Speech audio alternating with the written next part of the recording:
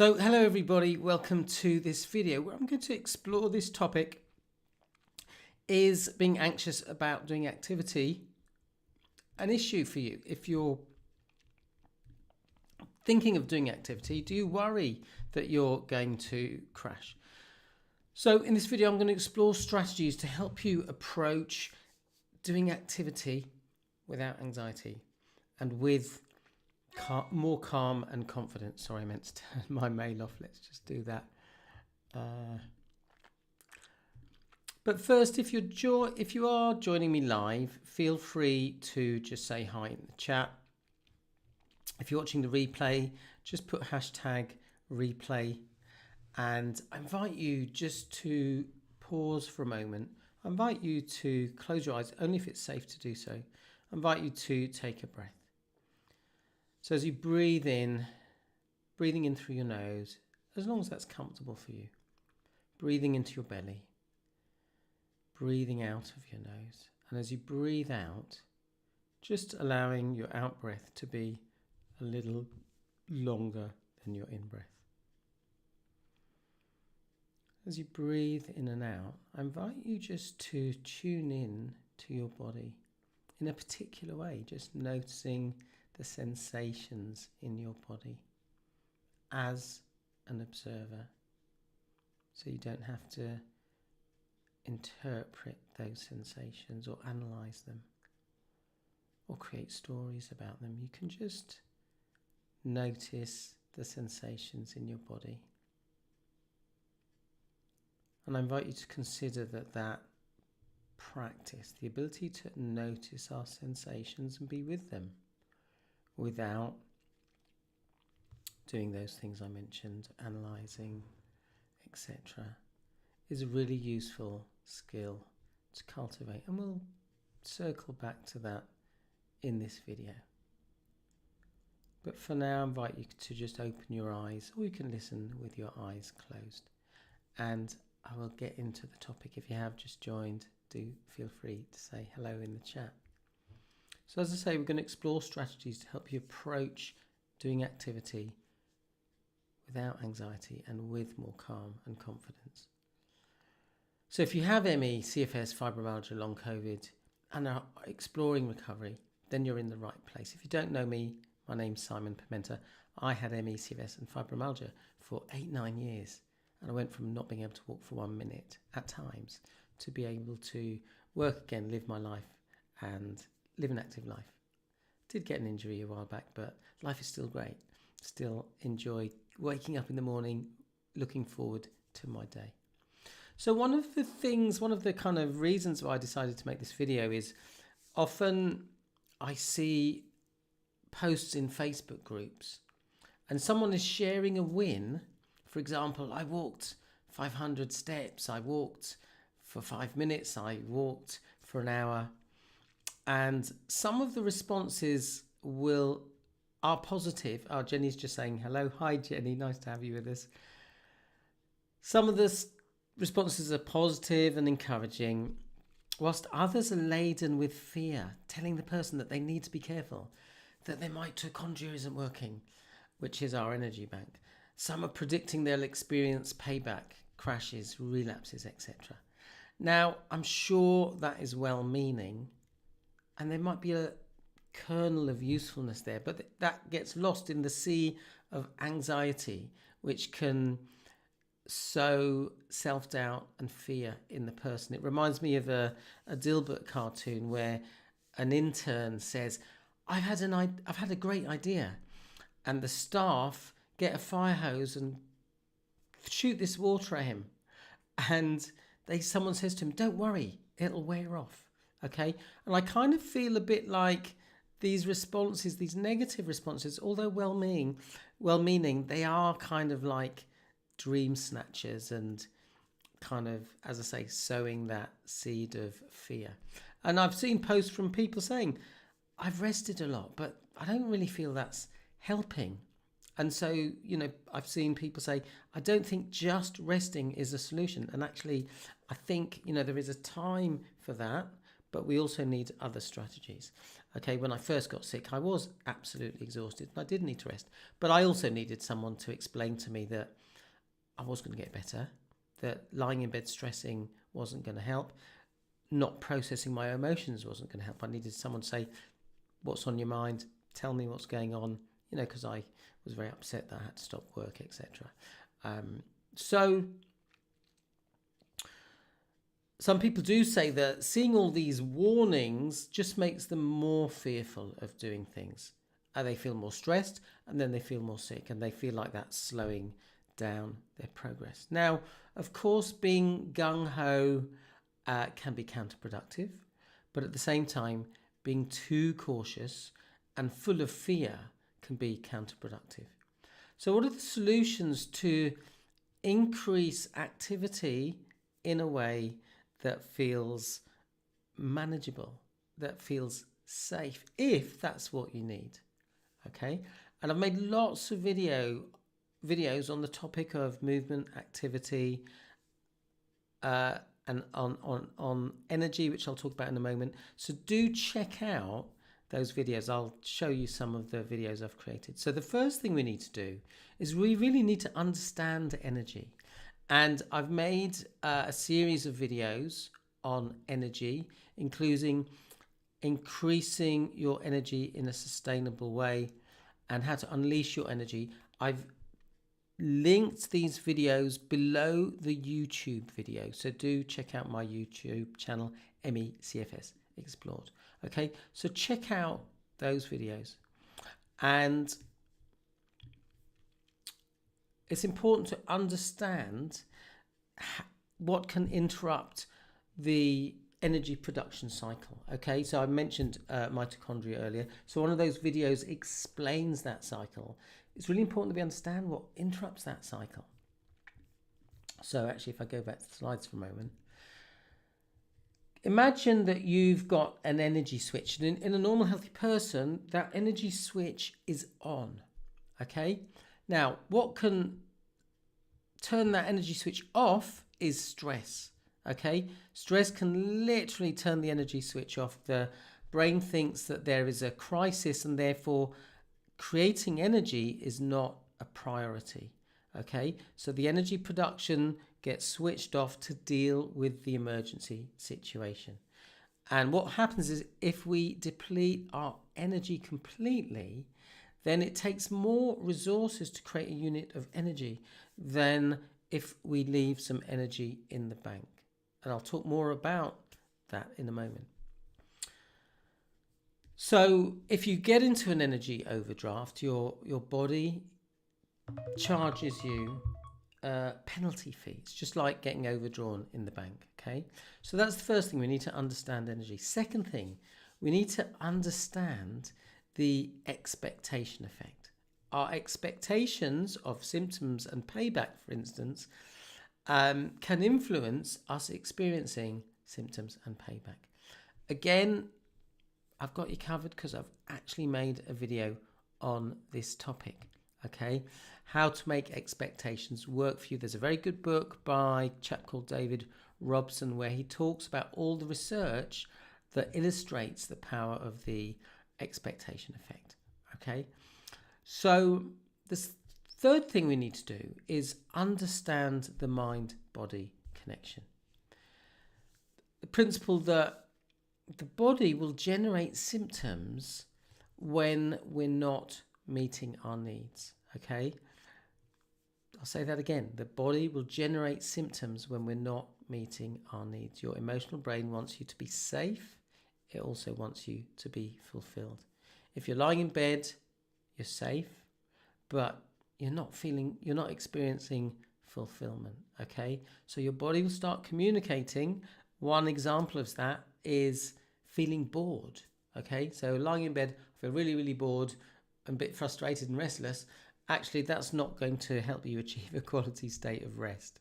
All right, and therefore it's useful to consider, well, what's a small thing I could do to just alleviate some of that boredom, to just help me get my needs met. And actually, again, got you covered because I made a video on this just a few days ago. Oh, heck, yeah, so post-exertional Malay. Sorry, where's that? Maybe I've skipped that video. Maybe I forgot to put the slide on, actually. I thought I had done. But I have made a video literally on month, posted that on a few days ago. If you're watching this video on Thursday, the 3rd of April, then I posted that video a few days ago. Check out that video. I will be sharing a PDF with 32 strategies for meeting your needs. If you have just joined, feel free to say hello in the chat. So the fourth thing we need is to know your type. Okay, so for example, what's your mindset? Is it fear-based or trust-based? Let me know in the chat. If we had a spectrum where there's fear on one end of the spectrum, trust on the other end of the spectrum, where would you say you are on that spectrum, from 0, lots of fear, to 10, strong sense of trust?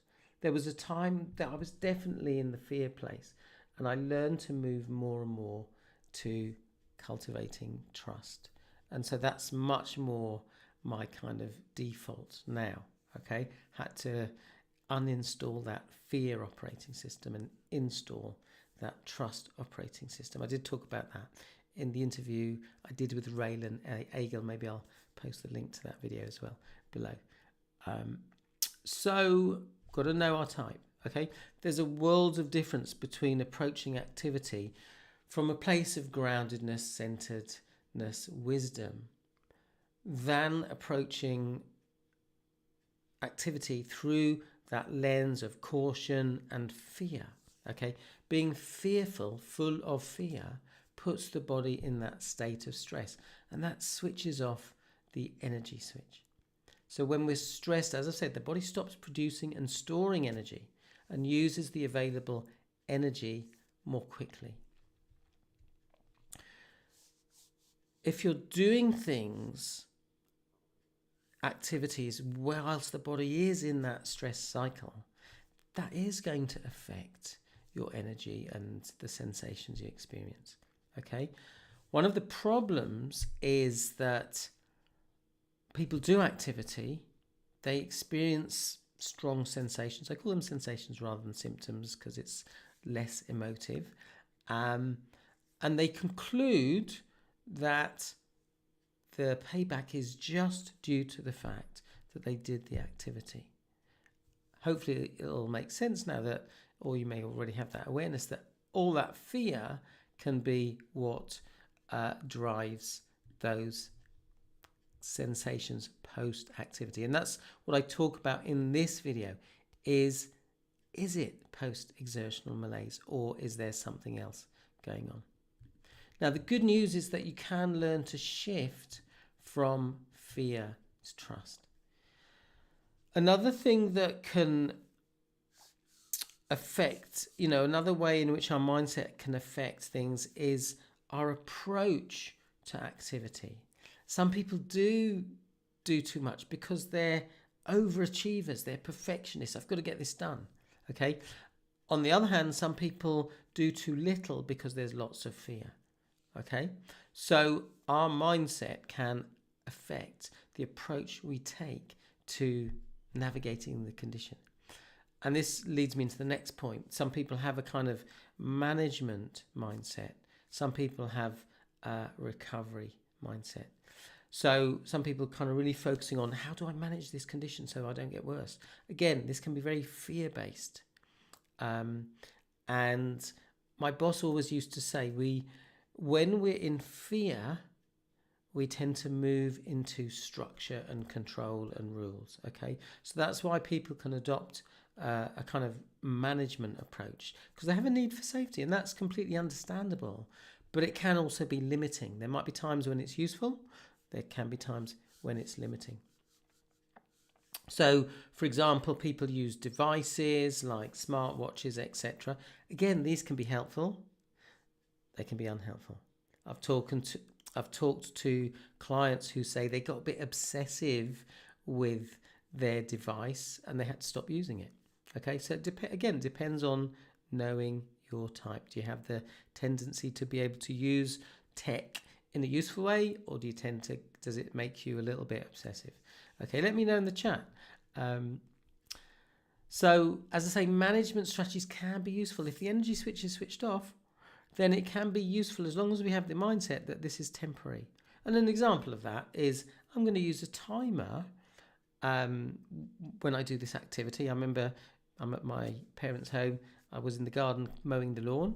I set the timer and I paused when the timer went off. I sat down for a bit, just kind of closed my eyes, tuned in, and just discerned, what do I need right now? Yeah, I felt like I need a little break, and then I'll carry on doing it. Okay, so temporary mindset. I say, so for some people, structure is helpful. For others, it's less helpful. Some people are more leaning towards structure. Some people are more intuitive, naturally. And so for them to try and be structured, for example, around pacing, can be very restrictive and frustrating. Okay? But having that kind of management mindset is very different to having a recovery mindset, or combining management when it's needed with as part of a recovery mindset. It reminds me of the tune, it ain't what you do, it's the way that you do it. Sing along, all right? So how we do things is important, okay? So a recovery mindset embraces the ups and downs. It doesn't see, whereas someone with a kind of very fixed mindset, fear-based mindset, sees symptoms as bad and wrong. I've made a mistake, I've overdone it, I'm never going to learn. Someone with a recovery mindset just recognizes there are going to be ups and downs. That's part of life. And as someone with that mindset sees sensations, i.e. strong sensations, strong symptoms, as information, as feedback. Okay, there's something I need to adjust here. Okay. I remember someone telling me they had this big outing which was beyond anything they'd done, and they loved it, and they did experience some payback. Okay. And I've talked about this before. One time when I went clubbing, when I had CFS, I laid in bed for a week with strong sensations, but had a big smile on my face because I was focusing on the enjoyment, the fun I'd had. Okay. So you have to find an approach that suits you, because some people rest the right amount. Some people rest too little. They're always pushing themselves. They never pause, breathe, tune in, and discern what they need. And some people rest too much. I've heard people say, I'm just going to spend the next 3 months resting. And often just doing that doesn't help them make progress. So it's fine to do experiments, but we have to also recognize the feedback we get. Similarly, some people do activity in the right amount. Some people do too little activity when actually their body could cope with it. And I've talked before about a client who wasn't leaving his flat, and he realized he could just take gradual steps, open the front door, walk onto the mat, walk to the first flight of stairs, walk down the first flight of stairs, to do all these things repeatedly until he felt safe doing the next step. Okay, so some people do too little activity, but some people do too much. Their tendency is to push. So step 5 is we've got to find that balance. We've got to find that sweet spot, and it's individual. Okay, sometimes I hear people say, oh, do 1 minute of activity every day for a month. Actually, that's not what I needed. There were times when I had overdone it and I needed to just do very little. I would do Qigong for a minute 3-5 times a day, and it did help me feel stronger. Made a video on that. Check out my YouTube channel. And other days when I felt a bit better, I thought, actually I can go back to doing 15 minutes of walking roughly. And I wasn't kind of keeping an eye on the time. I was just kind of using my intuition. Okay, so we've got to find that balance. And it's also worth considering, sometimes you might just go for it and do a big activity because you want to, and you recognize there might be some payback, but you embrace that. You allow yourself to just relax, knowing that your body will heal when you're in that relaxed state. So sometimes you might go for it, sometimes you might take that more structured approach. I talk in one of the other videos about step-by-step approach. So for example, if someone's goal is to go to the cafe with a friend, that might be step 5. And step 1 might be just sitting in the car. Step 2 might be to drive to the cafe and come home. Step 3 might be to drive to the cafe, pop into the cafe, get a takeaway, come home. Step 4, go into the cafe, have a drink on their own. And then step 5 is to meet their friend. And they might, again, might say, I'll just do it. I'll meet you for half an hour or an hour to begin with. So it's about you using your judgment. Step 6 is to listen to your body. Some people are good at listening to their body. Some people, I wasn't, are not good, okay? And if someone's tendency is to overdo it, that's a sign that they're finding it hard to tune into the body, to listen to the body, and to decipher the messages from the body. This is something I teach people in the Mind-Body Reconnect, something I trained in, created by a woman called Claire Caldwell. If you'd like to know more about that, happy to share a PDF, and you can watch a short video which explains it in more depth. And people have said they find that video really helpful, even if you don't want to do any work on that. If you don't want to do that approach, people find that helpful to watch that video. So which one are you? Are you someone who at the moment finds it easy to listen to your body, or is that challenging? And right at the beginning of this video, if you did join after we started, I did a very brief check-in, and I really encourage you to practice doing that throughout the day. And the more you practice it, the better you get at tuning into your body and then listening to the messages that your body is sending you. And so, for example, if someone does have that tendency to overdo it, this is where a management strategy might be useful whilst your energy switch is switched off. Once it's switched on, then you can adjust your approach. But for instance, Dr. Sarah Myhill talks about using 80% of your energy rather than all of it, or 120% of it. Okay. Again, I talked about this in the videos where I talk about energy. So Jenny says, I'm still pretty rubbish. And I understand that, I was pretty rubbish as well, Jenny, at one point. And I'm still learning, still absolutely learning. It's something that we continue to do. So let's have a look. We've gone about 20 minutes. So let's see if there's anything else I want to share. Just one thing I talk about a lot is that it's okay to start small, and the reason why I talk about those 5 steps is I had a client who would always recognize they'd always go to step 5 rather than think about, okay, what are the steps that I could do before that help me build my confidence? Okay, if I'm only 1 out of 10 confident about going to the cafe and meeting a friend, but I'm 10 out of 10 confident about just going and sitting in the car, then that's what I'll start with. And then when I feel more confident to just drive to the cafe, or just do a little drive around the block first. And then when I feel 10 out of 10 confident about driving around the block, maybe I'll just drive a bit further. Okay, so we can just do it in a gradual way. But remember, the more that we're putting the body, actually I've got a little slide for it. Let me just go to that slide. The more that we tune into our body, and this video that I made, again, the link to this video is below the YouTube video. I talk about this simple strategy that helped me, and it's been a pretty popular video. People really like it, so check that out. But the more that we actually get our body into nervous system regulation, shift that body out of dysregulation, reduce the fear, take care of the part of us that is in fear.